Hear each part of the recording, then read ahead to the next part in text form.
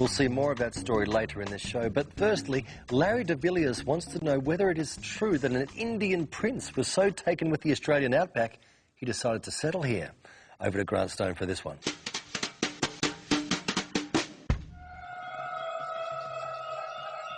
This is Chumhala Palace, India, 1967.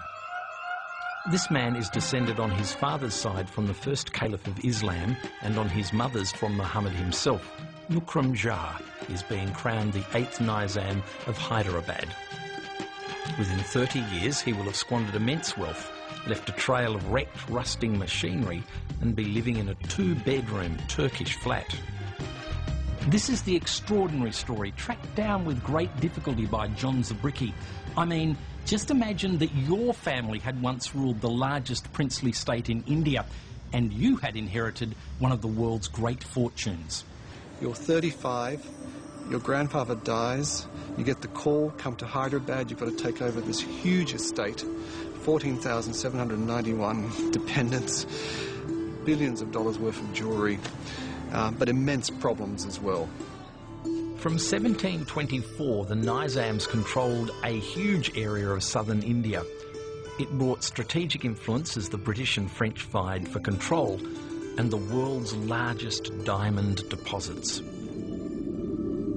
Mukarram Jah was to be an exalted highness, great and holy protector of the world, shadow of God, full of light and most elevated among creatures. But he wanted none of it. 5 years later, he is driving bulldozers in the Australian outback. 1972 brought this peaceful scene. Taking a break from ruthless relatives, tax wrangles and incompetent administrators, he looked up an old Cambridge friend living in WA. Mukarram Jah, standing on the back of the ute, takes one look at the vast empty spaces and says, "I love this place. There's not a bloody Indian in sight." A friend of his found him a 500,000 acre sheep station about 600 kilometres north of Perth. He said, "Right, I'll buy it," which he did. The landscape reminded him of the Indian Deccan and hunting tiger with his grandfather. But unlike his grandfather, machines, not money, were his passion.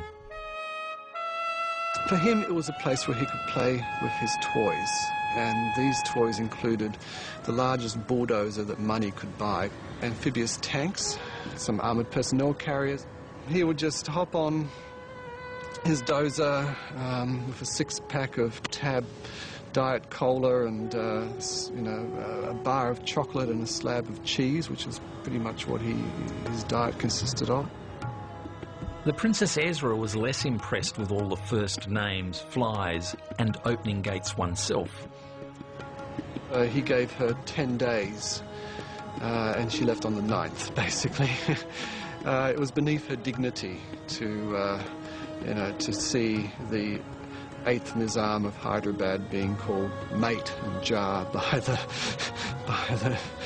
staff on the station. Jah then married Helen Simmons, who died of AIDS after a relationship with another man. Press pounced on the story. He was totally shattered after that. By this time, Jah's finances were also fraying. While he was farming out back, others were farming out his jewellery, his antiques, his lands. He lived all this time thinking that surely this fortune can never run out, but by the late 1980s, early 1990s, it was. In 1996, the liquidators moved in. Diamond-encrusted dinner sets, elephant guns, all went under the hammer. The inheritance of the Nizams had vanished. Jah did too. He disappeared. One Friday, he went to his office in Perth, told his secretary, "I'm going off to the mosque to pray." He was basically never seen again.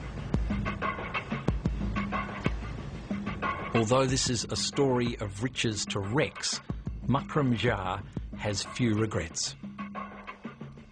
He now lives in this small flat in Turkey. It took John Zabricki months to track him down. None of the neighbours know he is the last Nizam of Hyderabad. He prefers it this way. Hello, Granders. Hey, Pete. Tell us about the prince, Grant. What a great, great story. In fact, it got intertwined with my life. My mother-in-law, when she was alive, provided nursing services and nursed herself, Helen, as she was dying. So that story I felt particularly close to. But the wealth that the man had is truly unbelievable. Did he sling you any cash at all, Grant? No, none. Nothing at all? Nothing. He wasn't a generous man, was he? Well, he was. I didn't know him. It's a loose connection, as they say. Thank you, Grant. Is that it? Yeah, I think that's it. Now, the segment where we turn to the expert to answer your questions that have you scratching your head. I mean, literally. Here's psychologist Mike Anderson.